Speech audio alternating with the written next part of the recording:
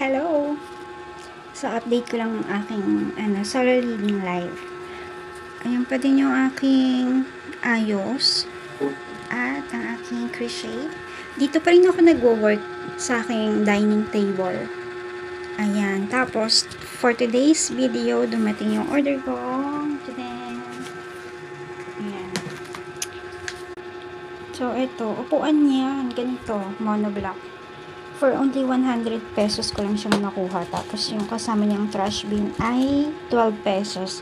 So titingnan ko kung ano ang itsura ng 12 pesos na yun.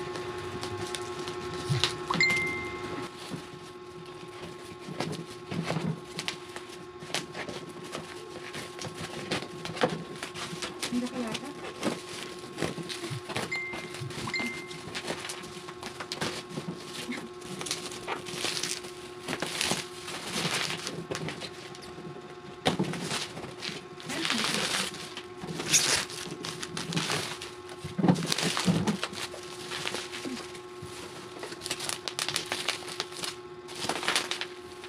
Wait.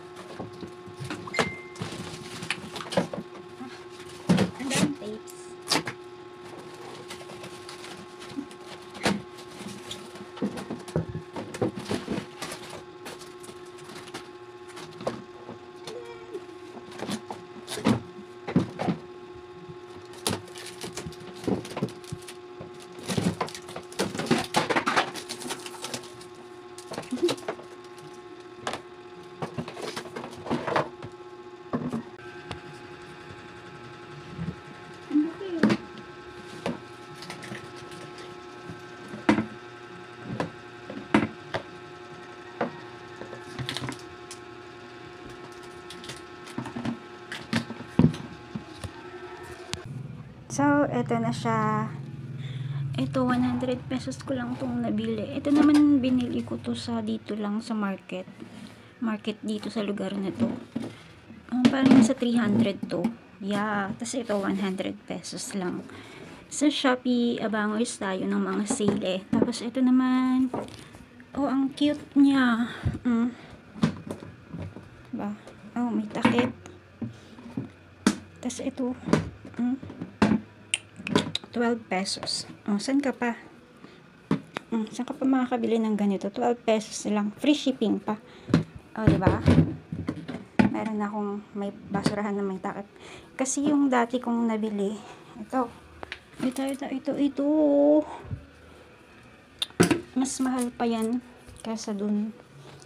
Ayan, so ito. Nagluto kasi ako kanina, kaya may basahan dito dahil mga mantika. So, dahil wala pa akong pambili nung stand talaga nung super kalan sa 300 pesos kasi yun, alam niyo naman, tayo ay nagtitipid. Soloist kasi tayo at ang dami-daming bills. Ayan, may patungan na siya. Ayan. Stay put. Stay ka na dyan, hindi na kita ibababa. Baba-akit kasi. Ayan. Ayan. Ayan na muna tayo for today's for today's live. Ano ba tawag dun? So for this year, ito muna ang mapoprovide natin sa ating self, sa ating pagiging soloist. O ayan ang aking magulong kitchen. Ayan, kasi ayokong maraming nakalagay dito sa table kasi nga kainan siya, tsaka gawaan ko rin ng mga crochet orders ko. So, ito pa lang sa ngayon ang aking nagagawa. Kasi nga, ang dami-dami nating bills. Ayos muna tayo ng ating buhay at ng ating financial. Yung fan ko nga pala nasira kasi sa Shopee ko rin siya binili. Huwag na nga natin tingnan. Magulo yung kwarto ko. So, that's all for today's video. See you next.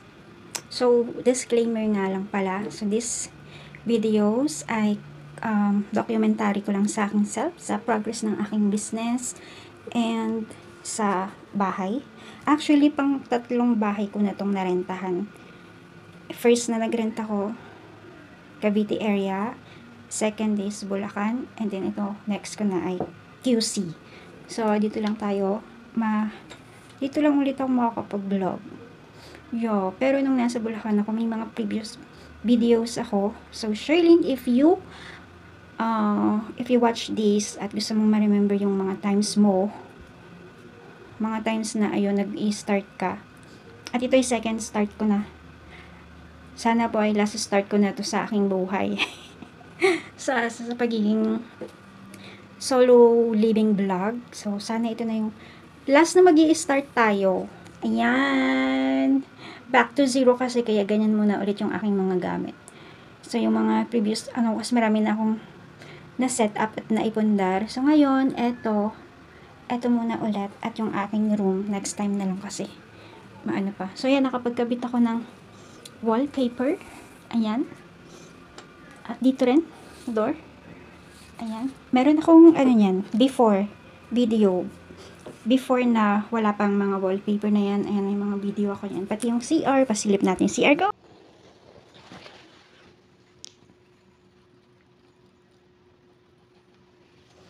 So, ayan yung side ng CR.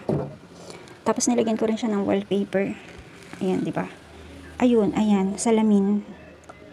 Tapos ito, ayan. Nagsampay lang ako ng 2 punda. Ayan, so hindi ko pa masyadong nabibili yung mga gusto ko para dito sa CR ko. So, basta ayan siya. So, ayun, totoong paalam na to. Bye-bye.